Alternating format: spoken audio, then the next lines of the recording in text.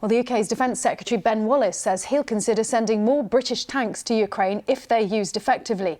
Mr Wallace was speaking after meeting Ukrainian troops training on the British Army's Challenger 2 tanks for the first time in the UK.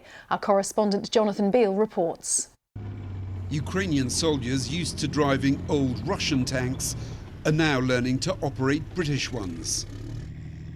This the first step on training vehicles at a British Army base in Dorset, where they'll be for the next few weeks. Some already battle-hardened, others about to fight for the first time. Like Grisha, who until a few months ago was driving tractors.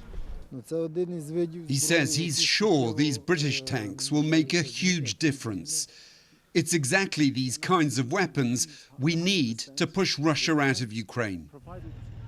They're not just learning how to drive them and fire their guns, but also how to keep them running and maintained. All in a matter of weeks. But so far, they've impressed their British instructors. They're incredibly bright. They pick up a lot of the more technical skills very quickly, which is easier to instruct. Britain was the first to give Western tanks to Ukraine, not just tanks, but also these armoured vehicles they're looking at now, and also artillery pieces. Ukraine hopes they will arrive in time for a spring offensive. The British Army's Challenger 2 will give Ukraine more speed and accuracy and better protection.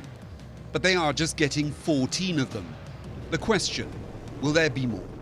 I'd be open to giving more if we think that's the right thing to do. Do you think it's likely you will give more Challenger 2? I think let's see how these get stitched together and become a combined force, and then we'll see.